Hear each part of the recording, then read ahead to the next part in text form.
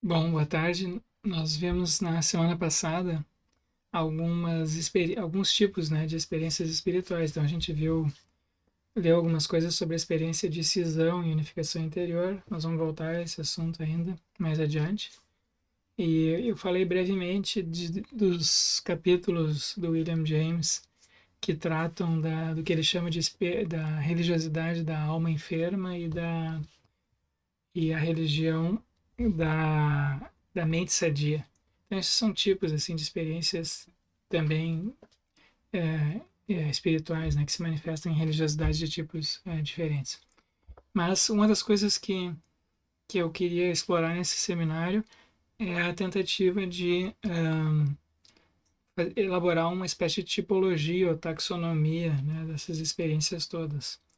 Porque aquela lista inicial fornecida pelo William James, ela foi posteriormente, ao longo, enfim, dos 100 a 120 anos agora quase, que desde a publicação do William James ela foi refeita ou complementada por outros autores.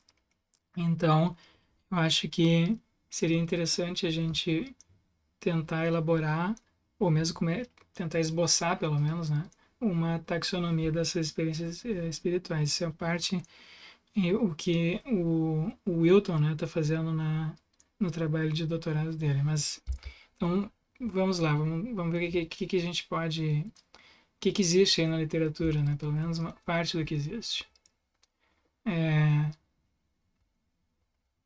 bom, então, em primeiro lugar, a gente tem que levar em consideração algo que o William James escreveu num ensaio dele que se chama Vontade de Crer. E nesse ensaio ele diz que existem, assim, quando a gente está buscando conhecer algum assunto, há duas atitudes, assim, há duas metas, né, que a gente em geral se coloca. Uma é a de evitar o erro e a outra é de encontrar a verdade. E essas metas, elas nem sempre são compatíveis, né? Às vezes elas levam a atitudes incompatíveis, porque se a gente privilegia muito uma, a outra sai perdendo, digamos assim, ou não fica suficientemente atendida. Então, se a gente quer evitar o erro a qualquer custo na busca por conhecimento, então a gente tende a ser mais conservador, né, nas nossas afirmações. A gente tende a dizer menos, eu sei que, né? Por outro lado, se a nossa meta é encontrar a verdade, então a gente tem que ser um pouco mais arriscado, arriscar cometer erros, né? E então a gente tem que se permitir às vezes é, dizer coisas, ou postular coisas, mesmo que a gente não tenha plena segurança de que aquilo esteja certo.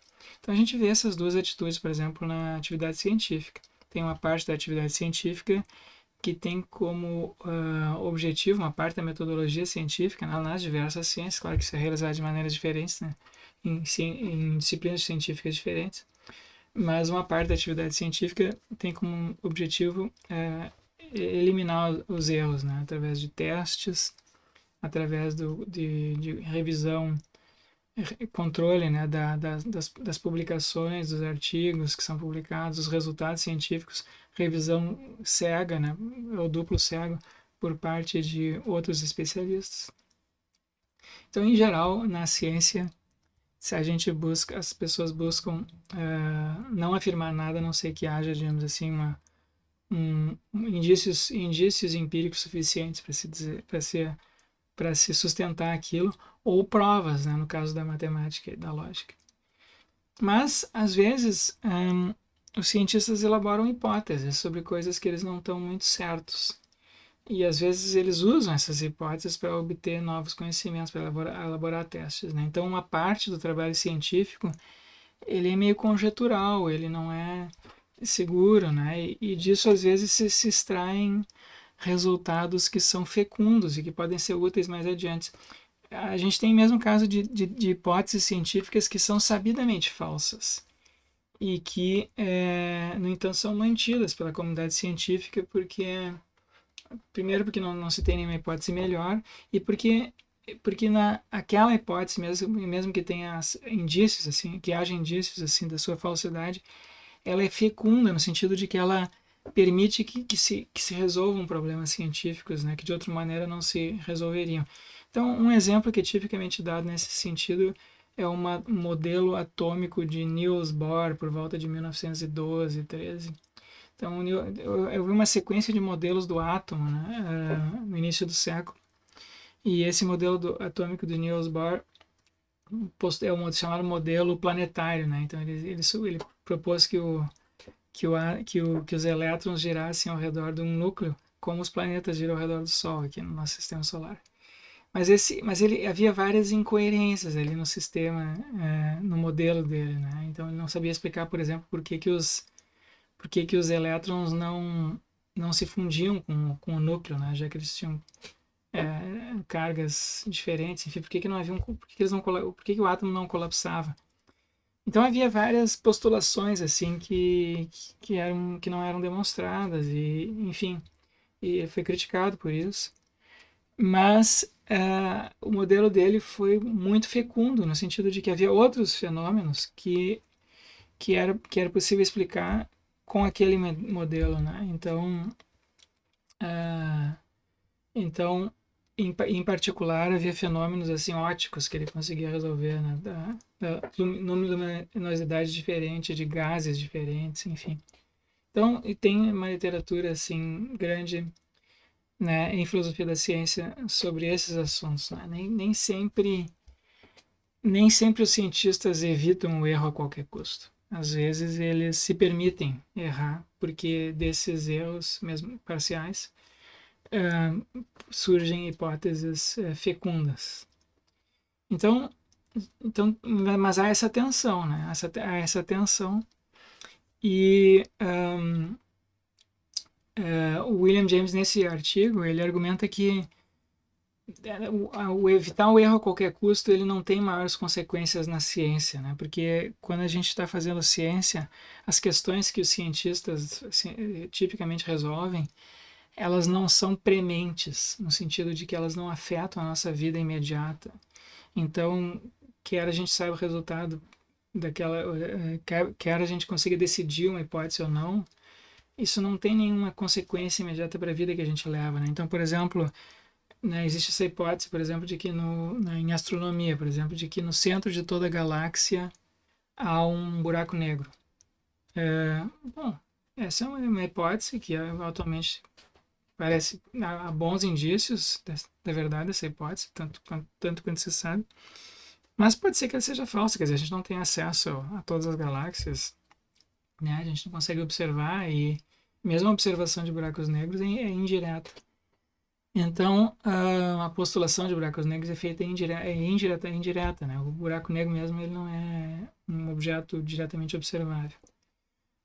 Então, quer dizer, esse é o tipo de hipótese que diferença faz, né, para a vida nossa, assim, para nossa vida moral, para nossa vida assim, do ponto de vista subjetivo, existencial, isso não faz a menor diferença. Se existe um buraco no centro de todas as galáxias ou se não existe, quer dizer, isso é irrelevante.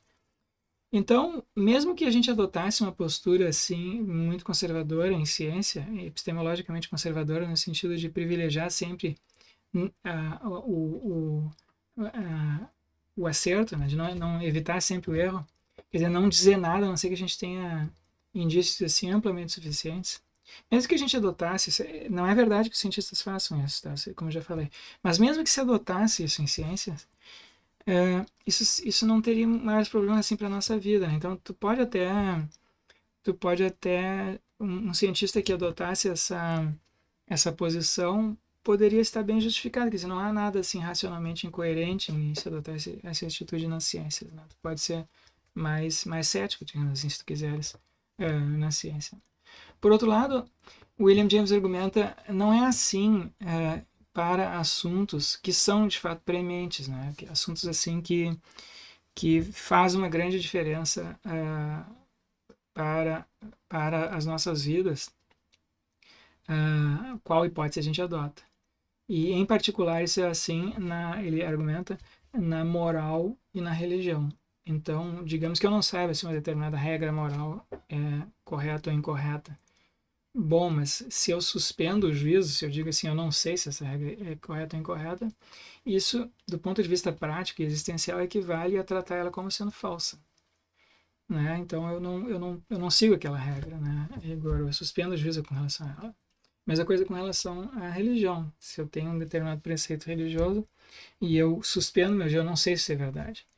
Então, na prática, as pessoas que são, né, efetivamente ateias ou agnósticas com relação à religião, elas se comportam da mesma maneira que as ateias. Então, William James diz como a nossa vida é limitada e como a gente, durante esse tempo de suspensão de juízo, efetivamente adota uma posição ateia ou amoral, isso tem consequências assim importantes na vida que a gente leva. Então, nesses domínios, o exemplo que o William James dá é o da, por exemplo, digamos que eu tenho uma pessoa que não sai, que suspende o juízo com relação à capacidade humana de cooperação, ou de empatia, ou de solidariedade, né?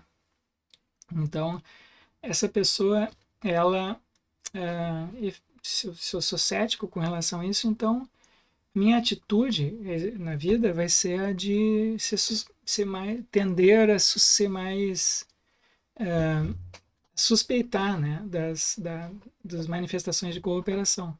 Uma pessoa que parte do princípio de que os seres humanos naturalmente cooperam, são naturalmente, em parte, pelo menos, altruístas, ela tenderá a perceber mais os gestos das outras pessoas como sendo gestos de cooperação e gestos de altruísmo do que uma pessoa que suspende às vezes. Será que é? Será que não é?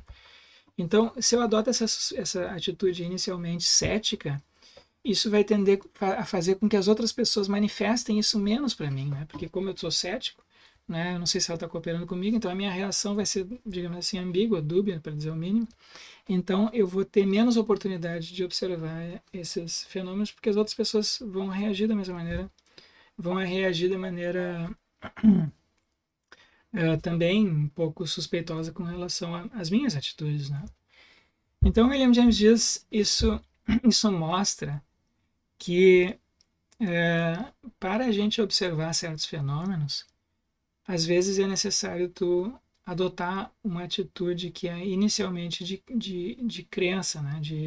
Tu aceita aquela crença inicialmente e não suspende o juízo. Então há certos domínios, William James argumenta, e em particular na moral e na religião, em que a gente não apenas está autorizado a adotar uma determinada crença, mesmo correndo o risco de estar errado, como isso é mesmo recomendável, né, se eu quero encontrar a verdade. Então, é, então essas observações do William James são particularmente relevantes aqui para nós, porque se o nosso objetivo é estudar essas experiências, né, religiosas e descobrir a verdade a respeito delas, então a gente tem que se perguntar se a nossa atitude pode ser sempre uma atitude cética com relação a elas como ponto de partida. Se não é melhor a gente inicialmente aceitar algumas dessas experiências como sendo reais e investigá-las partindo do pressuposto de que elas são reais. Se eu adoto o ponto de vista de que elas são experiências assim, são fenômenos assim próprios, né, diferentes de outros fenômenos, não são meras alucinações, não são meras patologias.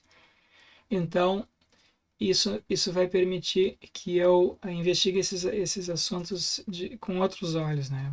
Vai permitir que fenômenos que antes seriam invisíveis para mim, que não se apresentariam, porque eu simplesmente não sou suspeitoso deles, eles passem a se apresentar para mim. E, em particular, eu vou poder experimentar essas coisas, né? Porque ou eu vou poder perceber as minhas próprias experiências sob outra luz. Mesmo que depois, no decorrer da investigação, eu mude de ideia, né? Então eu tenho que estar disposto a fazer isso também. Mas a atitude inicial nossa com relação a esses fenômenos, se ela for inicialmente sistematicamente cética, isso vai prejudicar a investigação. Então esse é o argumento do James, né? E eu acho que esse é um bom argumento. Eu acho que isso é algo que a gente tem que realmente levar em consideração. E eu proponho que a gente faça isso aqui nesse seminário, né? Que a gente adote uma atitude inicial que é de prima facie aceitar assim, a plausibilidade ou a realidade de alguns desses fenômenos, mesmo que depois a gente tenha que e certamente a gente vai ter que fazer isso, né? Discriminar, discriminar o que é legítimo, o que é real, o que é mais profundo, o que é mais superficial, o que é ilusório e o que não é, ok? Então, vamos adiante. Bom, a gente tem diversas classificações que foram feitas na literatura das experiências religiosas depois de James, recentemente. Então aqui tem um livro que foi publicado não faz muito tempo, esse livro aqui é dos anos 2000, se não me engano. Está na bibliografia, na página da disciplina. Novas Fronteiras da Religião e da Ciência, Experiência Religiosa, Neurociência e o Transcendente, de um teólogo protestante chamado John Hick. Esse importante, assim, é um filósofo e teólogo importante, atualmente um dos mais influentes assim, entre os protestantes. Né? E ele nesse livro dele aqui, ele tem um capítulo dedicado às experiências religiosas e ele apresenta assim 4 modos básicos, 4 tipos básicos, né? E esses 4 tipos básicos são comuns. Eles são vividos em graus diferentes, ele diz, por pessoas diferentes. Mas quase todo mundo tem, pelo menos nos seus graus mínimos, né? Essas experiências assim de tipo religioso ou espiritual. Esses 4 primeiros aqui. Então, uma experiência religiosa. Então, uma experiência religiosa é uma experiência. Ele classifica como sendo uma experiência consciente, né? Algo que se apresenta à minha consciência. Eu estou ciente daquilo. E ele tem um conteúdo religioso. Claro que esse conteúdo religioso pode variar muito, né? Mas eu associo ele a um certo conteúdo religioso. É só isso que ele diz. Então, um pouco parecido, não é exatamente igual a caracterização que o James faz, mas é parecida, né? Então, ele diz pelo menos 4 desse tipo, que são gerais. Um é um modo distintivo de experimentar a natureza, ou certos aspectos da natureza ou a natureza no seu todo. Então, isso pode acontecer, por exemplo, quando eu vejo um pôr do sol assim muito bonito, eu olho para as estrelas, eu fico contemplando as estrelas, ou estou caminhando no mato, numa praia, e eu tenho essa uma percepção, né, uma percepção diferente daquilo ali. Eu não estou simplesmente contemplando assim um conjunto de objetos, eu não estou a minha relação ali com aquele ambiente é de integração, né? Eu me sinto integrado, eu me sinto parte, ou eu vejo aquilo ali como se eu estivesse no lugar certo, na hora certa. Então a natureza se apresenta para mim de uma maneira esteticamente diferente, existencialmente diferente, né? Então, fenômenos desse... Eu acho que quase todo mundo já teve experiências desse tipo, pelo menos em algum momento da vida, né? Em segundo lugar, a gente pode ter experiências como as que o William James chama da realidade do invisível, o sentimento da realidade do invisível, né? A sensação de uma presença, a sensação de tu estar... pode ser uma experiência dessa na natureza, eu tô sozinho na natureza, mas eu me sinto acompanhado por uma presença que eu não sei dizer o que é, ou um espírito, ou Deus, ou alguma coisa desse tipo. Então, ou eu posso estar rezando, ou eu tenho essa sensação, ou eu posso estar sozinho no meu quarto e de noite e eu sinto um medo, sinto um pavor, tem um fantasma ali, alguma coisa assim. Então a gente tem muitas pessoas têm isso e seguidamente essas experiências têm conteúdo religioso. Em terceiro lugar, há as experiências de visões ou audições, né? Então a pessoa escuta algo que se apresenta à tua mente e então pode ser uma audição, uma visão interna, né?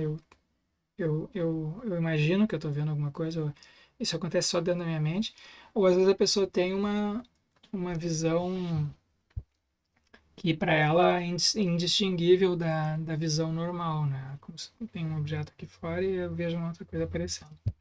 Então muitas pessoas relatam coisas assim, visões de anjos. A gente tem aquela visão de Paulo, né? Que Paulo vendo Jesus, as visões de Santa Teresa do Menino Jesus, muitos casos desse tipo. Né? A gente tem também audições, né? A pessoa escuta alguma coisa. E ela tem as pessoas que têm essas experiências, elas relatam que elas são qualitativamente distintas da mera imaginação. Elas sentem que elas não estão imaginando aquilo, né? Que não é uma coisa assim que eu estou pensando e vem aquilo, é como se fosse uma informação que viesse de fora. É claro que para pessoas que são psicóticas ou esquizofrênicas, enfim, tem uma patologia, isso é muito comum, tá?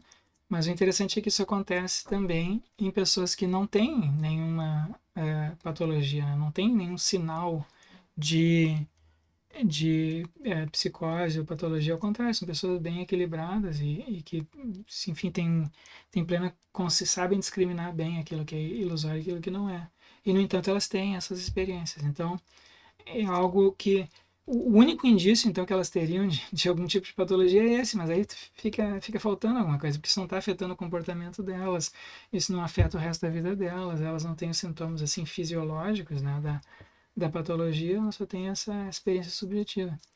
Então esse é um indício de que essa não é uma experiência de tipo patológico, né? E no entanto as pessoas têm, muitas pessoas têm isso. E quarto lugar, a gente pode ter experiências de união com o divino, ou com algo sagrado, ou com Deus. Então, aquelas experiências da oração da união da Santa Teresa são desse tipo. As experiências do Nirvana budista são desse tipo, do Samadhi na yoga são desse tipo. Né? Então, vários... E algumas pessoas têm isso sem serem religiosas também, né? Tem pessoas que têm experiência. Essas são experiências de tipo mística e que são inefáveis, né? As pessoas não conseguem descrever exatamente o que está acontecendo. Diferente das sensações, das visões, da audição que as pessoas conseguem descrever. Bom, então essas são experiências comuns. E ele diz que tem outras que são extraordinárias, que são incomuns. Então, experiências de quase morte, experiência fora do corpo, experiências mediúnicas. Tem pessoas que alegam ter pelo menos memórias de vidas passadas, percepção extrasensorial, né? Enfim, esse tipo de experiência. Então aqui a gente tem uma espécie de tipologia, né? De classificação das experiências religiosas segundo o John Hick. Uma outra pessoa que apresentou uma classificação é esse sujeito, acho que o primeiro nome dele é Robert ou Mark, está na bibliografia, agora não lembro o primeiro nome dele. Ele também tem no artigo da Stanford, na enciclopédia Stanford, ele apresenta essa classificação, também num livro que ele escreveu sobre esses assuntos, ele tem essa classificação. Então ele diz, olha, a gente pode falar em percepção sensorial, né, essa que chega até nós pelos cinco sentidos, ou alguma coisa assim, né? Pode não ser só 5, pode ser uma mistura. Ou a gente pode ter uma percepção espiritual, né, de coisas, um conteúdo se apresenta na nossa mente, uma imagem, uma visão, uma experiência. A gente tem uma experiência, mas isso não nos chega nem pelo raciocínio, nem pela visão, nem pela audição, nem pelo tato, enfim, é algo diferente. Então, uma espécie de sexto sentido, e ela vem geralmente com conteúdo espiritual ou religioso. Então, ele também apresenta 4 tipos. Um tipo, ele diz assim, é uma experiência de dar-se conta de algo divino, iluminar-se. Não é propriamente uma percepção, não é como se eu me desse conta de que a realidade é de uma certa maneira. Então, eu me dou conta de que a vida que eu estou levando tem tais características, um aspecto. Eu vejo a vida, ou eu vejo algum evento da minha vida como tendo uma característica espiritual, me dou conta, né, do sentido, aquilo que passa a ter um sentido para mim que antes não tinha, embora a minha descrição assim dos eventos, dos acontecimentos não mude. Então a sequência de eventos é a mesma, as pessoas são as mesmas, mas o sentido que eu passo a atribuir aquilo muda depois dessa experiência. Então esse é um tipo de experiência religiosa, né, uma experiência de dar-se conta, de iluminar-se. Um segundo tipo de experiência é o de perceber um objeto comum, um evento comum, e atribuir a ele um significado religioso, né? Atribuir aquele evento, aquele objeto, um significado especial, né? Então, então isso pode acontecer, por exemplo, com esses objetos na natureza. Eu posso ver aquilo como um evento corriqueiro, né, na minha vida. Alguém me diz alguma coisa, eu encontro por acaso uma pessoa, mas aí aquilo ali não é, aquilo ali ele passa a ter um significado especial para mim, porque não, né, embora ele possa ser, aquele evento possa ser descrito como algo corriqueiro ou casual, né, a pessoa, encontrei com uma pessoa que eu não via há muito tempo na rua e ela me diz alguma coisa que foi extremamente significativa para mim naquele momento, e eu passo a ver aquilo como uma espécie de sinal, né? É, então eu atribuo, a gente atribui aquele acontecimento, aquele objeto, aquele evento, um significado espiritual. Em terceiro lugar, pode ser que o próprio objeto, o evento, a pessoa que a gente viu tenha, né, um significado religioso ou espiritual. Então ele apresenta como exemplo aqui o fogo. Moisés sobe a montanha e vê um fogo. Então esse fogo foi criado por Deus. Então é o próprio fogo ali que tá, que tem que é espiritual, né? Ou os discípulos de Buda vendo Buda levitando. Então é a própria levitação, é o próprio acontecimento que tem um significado especial. Eles não estão atribuindo, não é o não é o que eles estão atribuindo ali aquele evento, é o próprio evento, né, que é especial. E por fim, a gente pode ter experiências místicas, inefáveis ou místicas, né? Que a gente não consegue descrever direito. Então aqui a gente tem um outro tipo de classificação também, né? Que é importante a gente depois ver quais são as diferenças entre isso aqui que eles estão dizendo, o que o James está dizendo e assim por diante. Que outros tipos a gente tem na literatura? Bom, tem vários artigos agora aí, pessoas que não apresentaram uma classificação, mas apresentaram exemplos de tipos particulares de experiências espirituais que a gente tem que levar em consideração também se a gente quiser elaborar uma taxonomia geral, uma classificação geral. Né? A gente tem o que se chama de experiências de maravilhamento, né, que estão associadas ao sentimento do sublime, sobre o qual filósofos aí do século 18 e 19 escreveram, né? Então, o sentimento do sublime. Então, teve filósofos ali daquele período romântico, sobre a qual a Mariana falou um pouco na apresentação dela. Então, eles são filósofos. Alguns das pinturas que ela apresentou lá são pinturas de eventos sublimes, né? Então isso foi comum nesse período romântico, né? E esses filósofos e artistas distinguiram, então, a experiência do belo da experiência do sublime. Então, a experiência do belo. Então, várias. Assim, não há uma definição, né, do belo, mas, enfim, vários filósofos especularam sobre isso, em particular o Edmund Burke e o Kant, Immanuel Kant escreveu sobre isso também. Se eu não me engano, David Hume escreveu sobre isso também. Então, a beleza se apresenta para nós geralmente como sendo mais harmônica, como tendo uma espécie assim de perfeição, né? Que ela uma certa proporção. Então, quando eu vejo, por exemplo, uma rosa, uma flor ou uma paisagem assim bonita, né? Ou uma pessoa muito bonita, né? Então aquilo apresenta assim como sendo uma certa harmonia, uma certa atratividade. O sublime é diferente. O sublime se apresenta para nós como tendo uma certa desproporção, como sendo alguma coisa que pode causar pavor ou medo, né? Então, uma tempestade se aproxima aqui da minha casa, as nuvens se fecham e parece que o céu vai desabar aqui sobre a minha casa. Então, aquilo me causa um medo, um espanto, né? Mas eu vejo ali naquela tempestade a força, o poder da natureza, né? Eu me sinto assim pequeno. E há nisso algo de bonito, digamos assim, mas é diferente do bonito desse, no sentido anterior, é algo sublime, né? É algo que mostra o poder, a força, a potência da natureza, né? E a nossa insignificância ali, né? Nesse lugar. Então, muitas experiências espirituais são desse tipo, né? Experiências de encontro com algo divino, com uma personalidade divina. Então, tem aqueles exemplos que eu apresentei de encontros com anjos na Bíblia, né, que são experiências de maravilhamento. Tem um encontro, por exemplo, de Maria, quando um anjo vem anunciar para ela, né, vem anunciar que ela está grávida, tem um espanto ali dela. E um maravilhamento. E no encontro de Paulo com Jesus, a mesma coisa. No encontro que eu descrevi já aqui de Krishna, de Arjuna quando Krishna revela seu lado divino, também tem isso. Então, há muitos exemplos disso, né? De maravilhamento. É algo, é algo que está para além da nossa capacidade de compreender que se apresenta ali, né? E ele nos atrai e ao mesmo tempo nos causa medo. Então são experiências, são emoções. É uma emoção que a gente tem, né? A emoção do maravilhamento.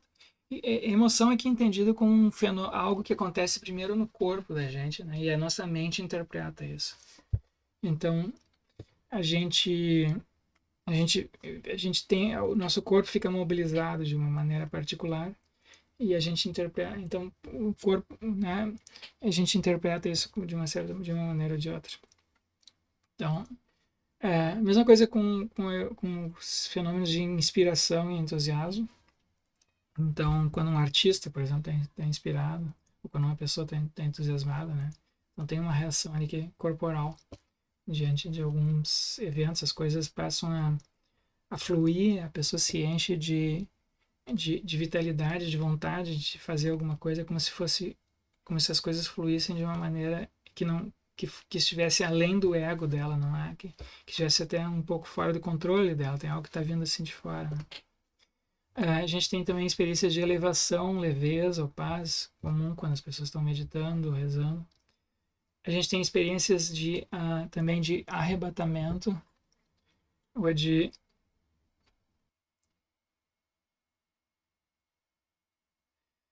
A gente tem também experiências de arrebatamento, de amorosidade ou compaixão desmedidas. E a gente tem essas experiências que agora eu não sei como pronunciar o nome dele, Csikszentmihalyi descreve como a sensação, a experiência do fluir. Então, eu deixei um videozinho lá para quem quiser ver, quem não conhece isso. Interessante ver o que ele tem a dizer. Claro que a experiência do fluir é a experiência que a gente tem e que não necessariamente está associada às experiências espirituais ou religiosas, mas muitas vezes, quando se tem experiências espirituais ou religiosas, há essa sensação do fluir, né? A sensação do fluir é a sensação de que as coisas estão acontecendo sem interrupções, sem que a gente precise pensar muito no que está acontecendo. O nosso corpo naturalmente ele se conduz e faz o que é adequado para aquele momento. Então, exemplos da experiência do fluir por exemplo, um atleta quando está, sei lá, numa competição olímpica, né, e está na final lá, então, naquele momento lá, as coisas acontecem de uma maneira assim muito a mente meio que entra num outro estado ali, né? Que ela está altamente concentrada naquilo que ela está fazendo, ela é super habilidosa, então a percepção da passagem do tempo é diferente. Ela está de tal maneira concentrada naquela atividade que o resto ali das preocupações, os outros pensamentos que poderiam atrapalhar e que geralmente atrapalham em outras circunstâncias ali estão completamente ausentes. A mente dela está completamente focada naquilo lá. Então, a experiência que as pessoas... E a gente pode ter isso também, né? Essa experiência do fluir. Quando a gente está realizando alguma coisa importante para a qual nós temos bastante habilidade, né? A gente não tem essa sensação de fluir quando a gente tem que resolver um problema, a gente não sabe como. A gente tem a sensação de desespero. Quando a gente tem um problema trivial para resolver e a gente tem um excesso de habilidade, então a gente se sente entediado. Essa experiência do fluir acontece quando tu tem um problema difícil, ou algo difícil que tu tem que fazer, mas tu está plenamente capacitado para fazer aquilo. Então é algo difícil que exige muito de ti, mas tu está plenamente capacitado. Então as coisas fluem, né? Então uma pessoa tocando um piano, um concertista assim muito bom no piano, no violino, quando vai se apresentar, por exemplo, ele pode ter essa experiência do fluir, ou um esportista, um atleta, ou um poeta quando está escrevendo, ou um filósofo quando está escrevendo. No trabalho às vezes acontece também. Né? Então exemplos desse tipo pode acontecer conosco também. Bom, outra coisa que a gente tem que levar em consideração são as circunstâncias, né, em que essas experiências acontecem. Elas podem ser em circunstâncias isoladas, eu estou sozinho no meu quarto, estou sozinho na natureza, né? Ou elas podem acontecer num contexto de interação, num contexto de práticas. Pode acontecer durante a prática do yoga, da meditação, da oração. Pode acontecer com rituais. E aqui eu deixei na página da disciplina um trabalho de ciência cognitiva interessante com certas cerimônias que são feitas na Espanha, em que as pessoas caminham de pés descalços sobre brasas. E o interessante desse trabalho foi que os pesquisadores mediram, né, as reações fisiológicas das pessoas enquanto elas estão caminhando ali sobre elas, correm sobre as brasas. Não sei, é um monte de brasas, as pessoas têm que atravessar aquilo lá, né? Então os batimentos das cardíacos, as pessoas se aceleram muito logo antes, quando elas estão fazendo aquilo. Mas o interessante que foi notado nesse estudo é que as pessoas que fazem parte ali daquele grupo religioso, os batimentos cardíacos delas ficam também acelerados e até sincronizados com os dessas pessoas que estão atravessando ali as brasas, né?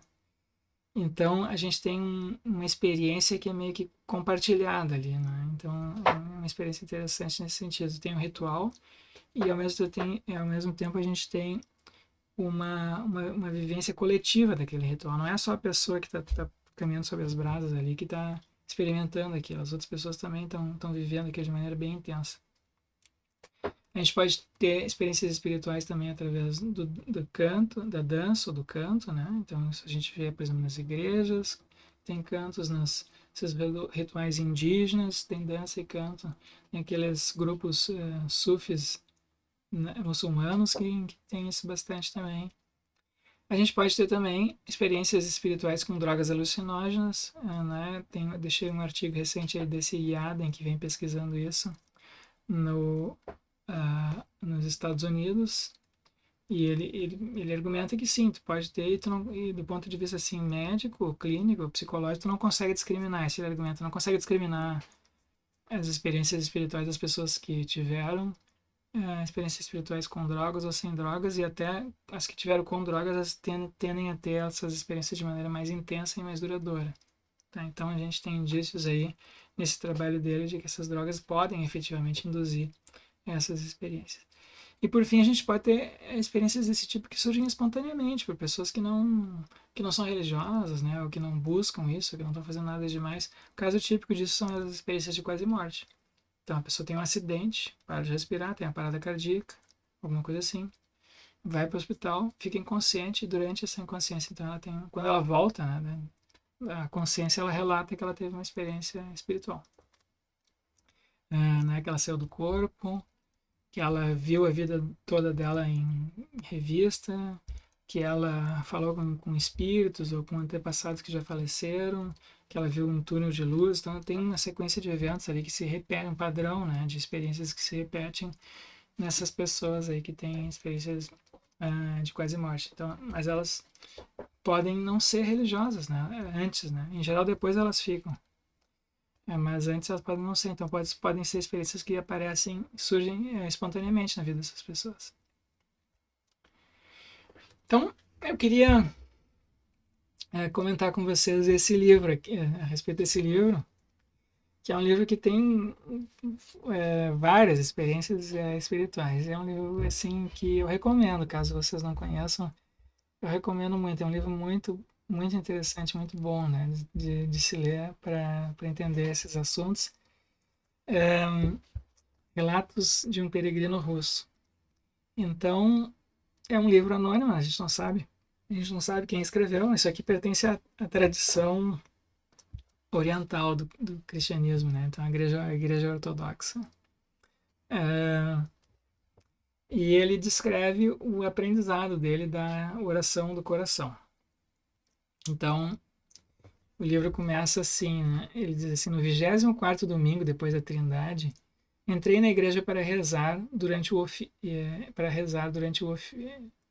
Durante o ofício estavam lendo a epístola do apóstolo aos Tessalonicenses, na passagem que diz: rezai sem cessar. Estas palavras penetraram profundamente em meu espírito e eu me perguntei como era possível rezar sem cessar quando cada um de nós tem de ocupar-se de muitos trabalhos para o seu próprio sustento.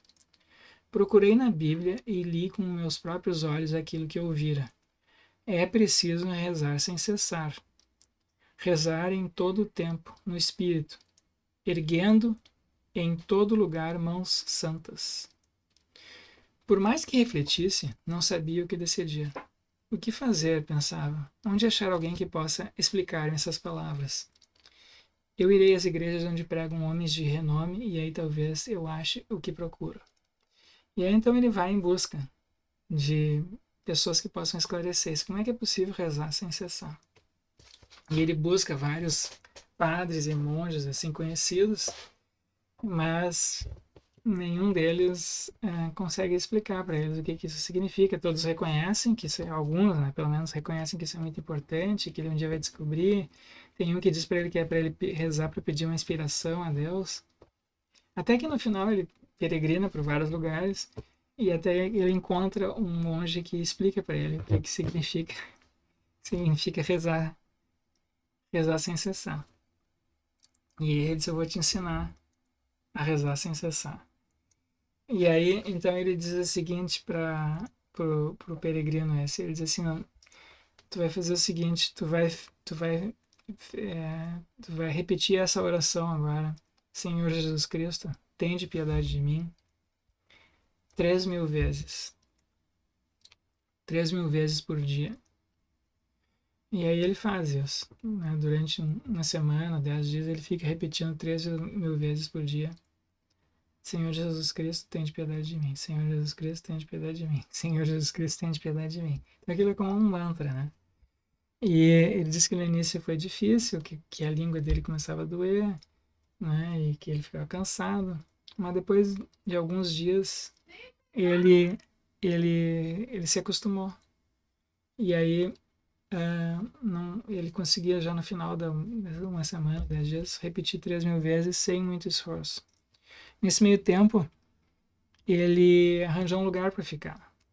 Na casa de um camponês, isso era no verão na Rússia, né? Então tinha uma horta, e um camponês disse que ele podia ficar numa casa que ele tinha no fundo de uma horta, numa cabana, na verdade, que ele podia dormir ali, contanto que ele cuidasse da horta todos os dias. Então ele ficava cuidando da horta e repetindo a oração 3.000 vezes por dia.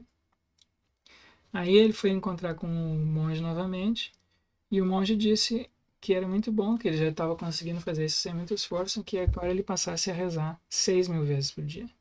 E aí ele passa uma semana, mais ou menos, rezando novamente 6.000 vezes por dia. E acontece a mesma coisa, no início foi difícil, né? E ele também dá um terço para ele contar, facilitar a contagem das orações. E aí ele fica rezando, no final do dia já estava doendo o dedo e o braço dele de contar. Mas depois de um tempo ele se acostuma com aquilo, e aí o monge diz para ele passar a rezar 12.000 vezes por dia. E aí ele disse que no início ele ficou rezando o dia inteiro, chegava no final da noite ele tinha que continuar rezando de noite antes de dormir para completar as 12.000. Mas aí aconteceu, depois de vários dias, aconteceu de que ele conseguia fazer aquilo sem muito esforço, e aconteceu inclusive de um dia ele já acordar já rezando, né? Ele já acordou, já saía rezando. E uma outra vez acordou, ele disse que chegou até a sonhar que estava rezando essa oração. Então o monge disse que então ele fica um tempo fazendo isso, 12.000 vezes por dia, e depois ele encontra com o monge, e o monge disse: bom, agora tu não precisa mais contar, tu pode simplesmente rezar sem parar o dia inteiro. E aí ele então ele fica então rezando essa oração o dia inteiro sem parar. E aí ele comenta, né? Obedecendo a essa regra, eu passei o verão todo a rezar sem parar a oração de Jesus e me senti totalmente tranquilo. Durante o sono, até sonhava que estava recitando a oração de Jesus. E durante o dia, quando acontecia de encontrar alguém, Todos me pareciam tão amáveis como se fossem da minha própria família. Os meus pensamentos se tinham apaziguado e eu só vivia com a oração. Inclinava meu espírito a escutar e às vezes meu coração sentia como que um calor e uma grande alegria. Quando me acontecia de entrar na igreja, o longo ofício do mosteiro me parecia curto e não me cansava como antes. Minha, minha cabana solitária me parecia um magnífico palácio, e eu não sabia como agradecer a Deus o ter mandado para mim, pobre pecador, um monge cujo ensinamento me fazia tanto bem. E aí, então, isso muda assim muito, né, a vida dele, porque agora ele tinha entendido agora o que era aquela frase da Bíblia, né, de São Paulo, dizendo, falando da oração perpétua, rezar sem parar. E ele então consegue dominar isso. Então tem várias coisas interessantes aqui que acontecem, né? Em primeiro lugar, eu acho que isso vale também para quem pratica a recitação de mantras, né, do yoga, ou enfim, das tradições budistas. É, aqueles pensamentos assim que normalmente povoam a nossa mente diariamente, eles não têm lugar mais, tu não consegue mais ficar pensando, né, neles. Então a tua mente fica limpa daquilo. E é, então a maneira com que a gente se relaciona com as outras pessoas, né, ou realiza as nossas atividades, também se altera, né? Porque a gente, geralmente, cotidianamente, a gente tem que fazer coisas que, não, que são desagradáveis, ou lidar com situações que não são confortáveis, são desconfortáveis, são desagradáveis. Mas elas ficam mais desagradáveis porque os nossos pensamentos. Mas se tu está recitando a oração durante essas tarefas, esses pensamentos não tem como surgir, né? Então, então isso muda completamente a qualidade da vida diária, né? Então eu convido você, quem nunca fez, eu convido vocês a experimentarem isso durante alguns dias. Eu próprio fiz isso durante várias semanas, há alguns anos, e para mim foi assim surpreendente a experiência, né, que eu tive. Como pode uma coisa tão simples? Mesmo que, é claro que eu nunca cheguei a esse estado aí de rezar o dia inteiro que nem ele, mas mesmo rezando assim por porções do dia, né? Já notei assim que realmente fazia a qualidade da experiência subjetiva mudava bastante. Bom, aí começa a acontecer vários episódios. Esse livro é muito interessante porque ele vai contando, né, o que foi acontecendo com a vida dele. Ele foi se aprofundando nessa oração e começou a ter outras experiências. Coisas começaram a se revelar para ele. A mente dele agora estava aberta para essas experiências espirituais. Estava livre dos pensamentos comuns cotidianos, porque os pensamentos comuns e cotidianos não tinham vez que ele ficava todo o tempo rezando essa oração. E então ele começa a ter experiências, assim, visões ou revelações, e encontra outras pessoas, troca experiências com outras pessoas. Então é bem interessante esse livro. Mas ele vai se aprofundando. E aí ele descobre que não apenas essa oração podia ser ininterrupta, né? Uma oração perpétua, rezar sem cessar, mas ele diz que existe, além da oração perpétua, existe a oração do coração.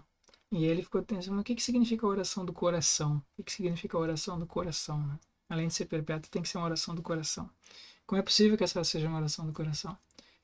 E aí ele descobre que era possível sincronizar as palavras com os batimentos cardíacos. Então, Senhor, Jesus, Cristo, tende piedade de mim. 5 batimentos cardíacos. E então ele sincroniza a recitação das palavras. No início ele fazia isso, claro, murmurando. Depois isso fica silencioso na mente dele. Fica um pensamento apenas, né? Então as pessoas que estão interagindo com ele não conseguem ver que ele está recitando mentalmente a oração. E então ele consegue interagir, inclusive, com as pessoas, né? Enquanto está recitando a oração. E aí ele sincroniza então com os batimentos cardíacos e depois também com a respiração. Então ele inspira Senhor Jesus Cristo e expira tende piedade de mim. Né? Então fica um movimento assim ritmado. Então o corpo se harmoniza com a recitação mental. E aí ele diz que esse foi assim foi uma grande conquista, uma grande realização dele, que isso mudou completamente a vida dele. E ele fica assim maravilhado, né? Muito feliz. E ele diz, e ele relata coisas que foram acontecendo, outras experiências que isso ocasionou na vida dele. Ele relata então que a oração do coração, essa que sincronizava, me deixava tão feliz como jamais pensara que alguém pudesse ser feliz aqui na Terra. E me perguntava como as delícias do reino dos céus poderiam ser maiores do que essas. Essa felicidade não iluminava apenas o interior da minha alma. Também o mundo exterior me parecia sob um aspecto deslumbrante. Tudo me convidava a amar e louvar a Deus. Os homens, as árvores, as plantas, os animais, tudo se tornara familiar para mim e em toda parte eu encontrava a imagem do nome de Jesus Cristo. Às vezes me sentia tão leve que acreditava não ter mais um corpo e flutuar suavemente no ar. Outras vezes mergulhava fundo em mim mesmo. Via claramente o meu interior e apreciava o admirável edifício do corpo humano.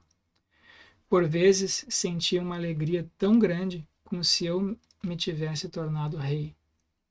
Em meio a todas essas consolações, desejava que Deus me deixasse morrer logo para eu fazer transbordar minha gratidão a seus pés no mundo dos espíritos.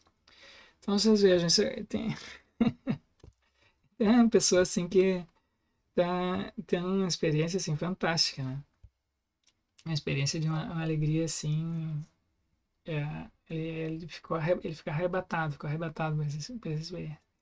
Isso é comum, certo? Então isso é muito comum. A gente encontra em todas as traduções. Se vocês lerem o livro do Yogananda, que eu já mencionei aqui, a autobiografia de um yogi, tem isso também, tá? Tem esse sentimento aqui que ele está descrevendo, de uma felicidade assim, quase insuportável. Ele fala disso também no livro dele, né? E, bom, no livro de Santa Teresa também, que eu já mencionei, tem isso também. Né?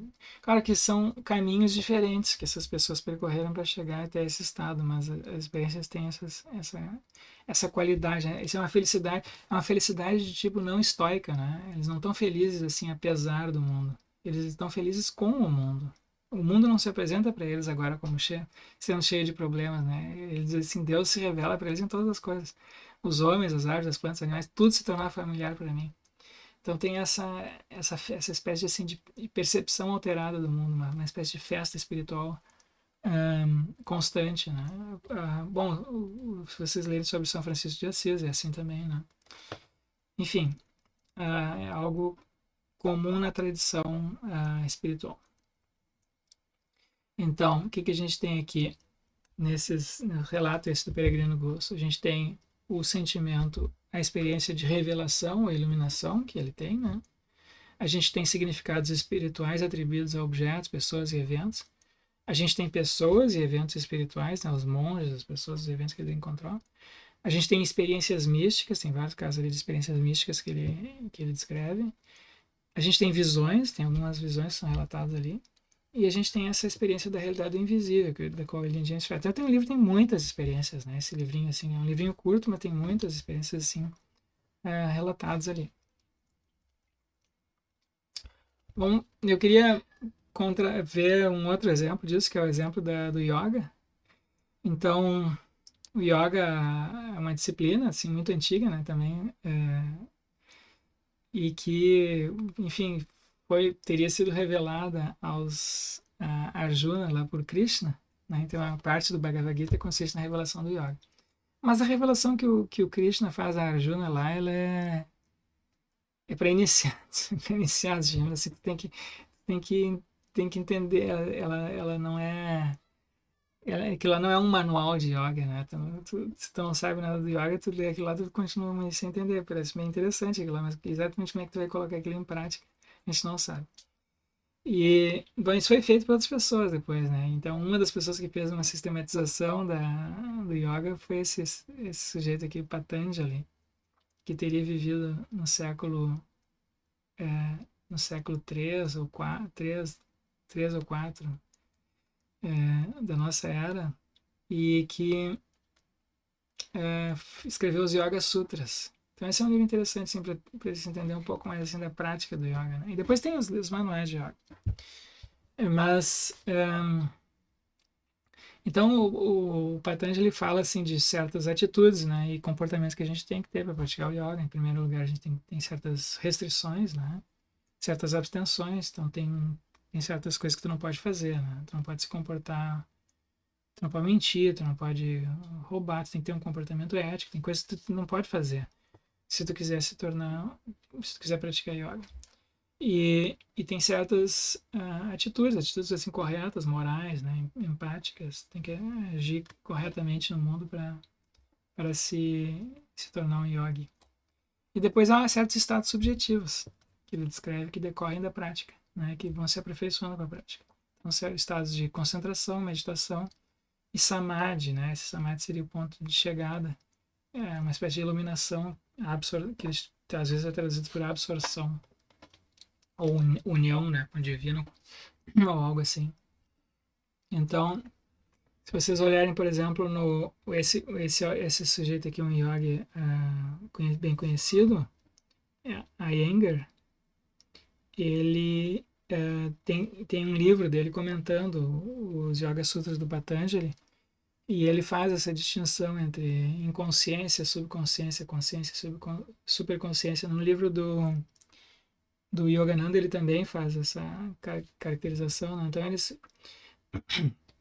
o estado de samadhi é um estado de superconsciência. Então, a gente tem inconsciência, por exemplo, quando a gente está a gente está inconsciente quando a gente está, por exemplo, num estado de sono, está dormindo e não está sonhando. Um estado de subconsciência seria o estado, por exemplo, do sono com sonhos. O estado de consciência é esse nosso, comum de vigília, comum. E o de superconsciência seria esse que a gente atinge, né, pela transcendência assim, da consciência. Então, é isso. Eles está dizendo que existe um tipo, né, de consciência, um estado mental que está para além da consciência, certo?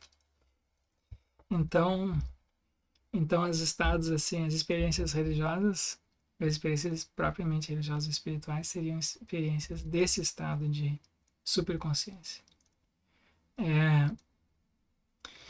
E bom, ele comenta, né, algumas passagens do Patanjali, porque o Patanjali, as pessoas hoje em dia no Ocidente, pelo menos, o yoga ele é praticado principalmente como uma atividade física, né? Então muitas pessoas praticam yoga para se tornarem assim mais saudáveis.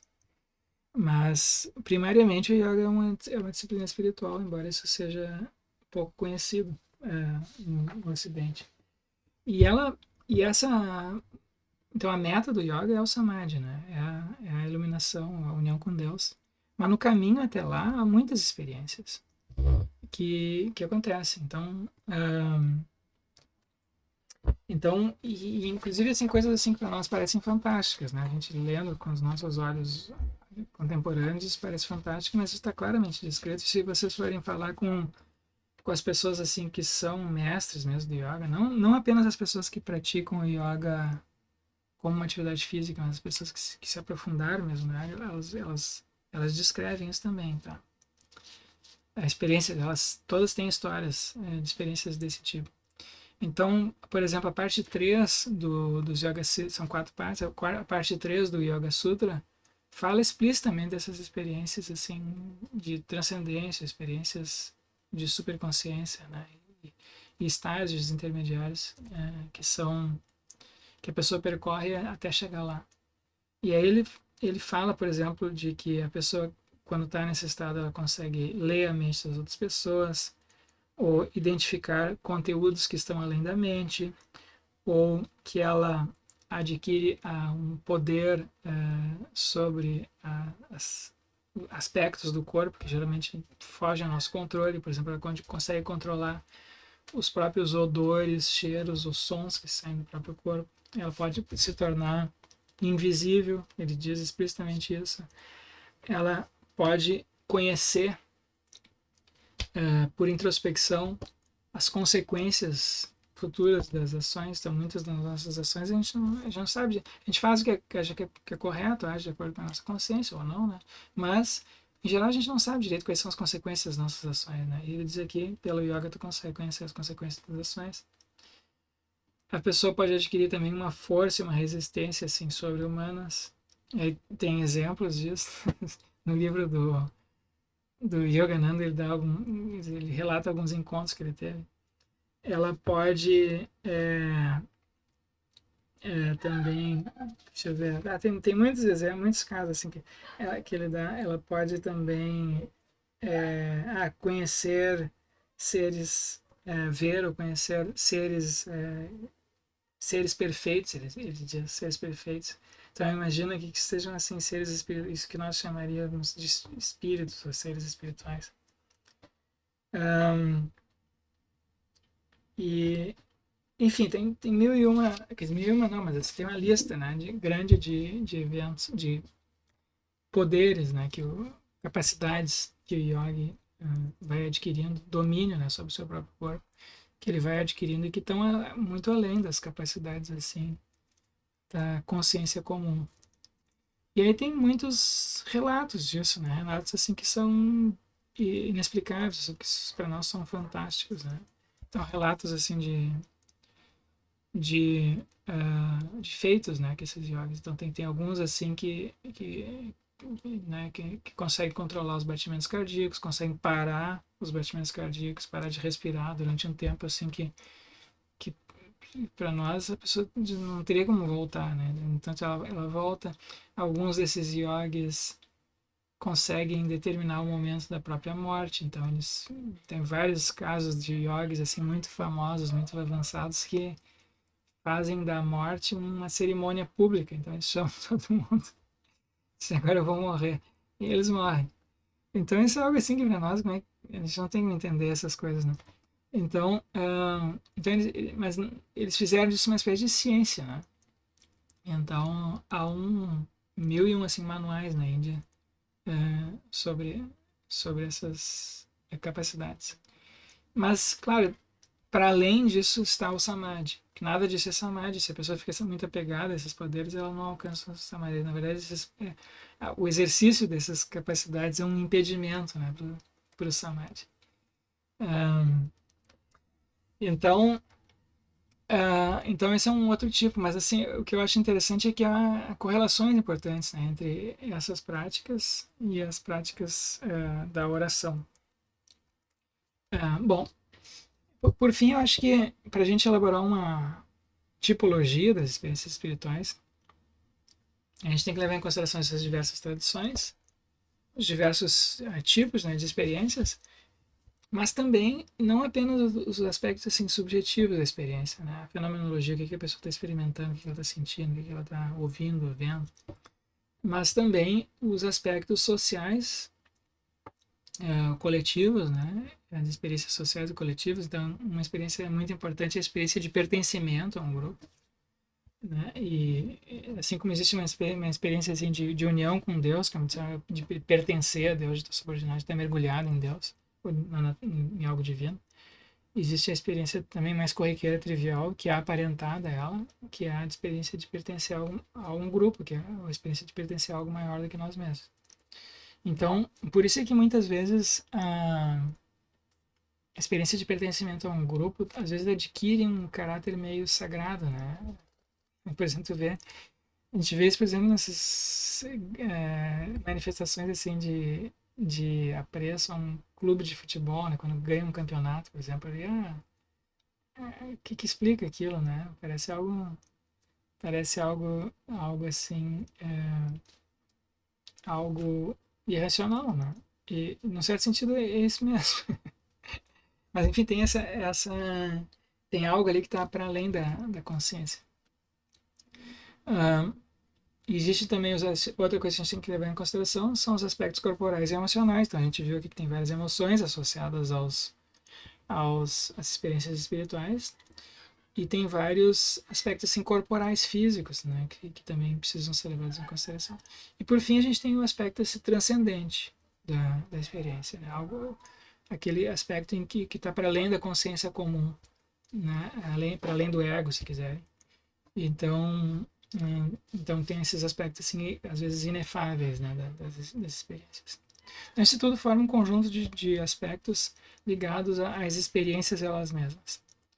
Mas a gente também precisa, para ter uma taxonomia, uma tipologia completa, uma espécie de uma explicação mais geral, uma espécie de teoria disso, a gente precisa entender a evolução, por que essas coisas evoluíram, como é que evoluíram em nós, como é que nós adquirimos essas capacidades, e exatamente quais são as capacidades que nós temos e como é que as capacidades espirituais estão ligadas ou aparentadas, ou são desenvolvimentos ou subprodutos de outras capacidades físicas e mentais que nós temos. Então isso é importante a gente investigar também. A gente precisa compreender também a linguagem e a simbologia das experiências, né? Porque isso foi desenvolvido, está bem desenvolvido. Às vezes a gente tem, isso em parte se perdeu nos últimos anos, porque a nossa educação hoje é quase toda ela científica, então a gente perdeu a capacidade de entender a simbologia, né? As narrativas religiosas, elas se tornaram, elas muitas vezes soam artificiais ou fictícias, né? Tem gente que não consegue, por exemplo, discriminar entre, sei lá, o Guerra nas Estrelas, Harry Potter e o Gênesis, ou enfim, os eventos na Bíblia ou do Bhagavad Gita. É tudo a mesma coisa. Então, mas não é. Então a gente precisa entender um pouco assim a simbologia, né, das experiências, a simbologia das narrativas religiosas. E, por fim, a gente tem que investigar o que elas nos dão a conhecer, qual é a nossa epistemologia, né? O que a gente pode concluir dessas experiências, certo?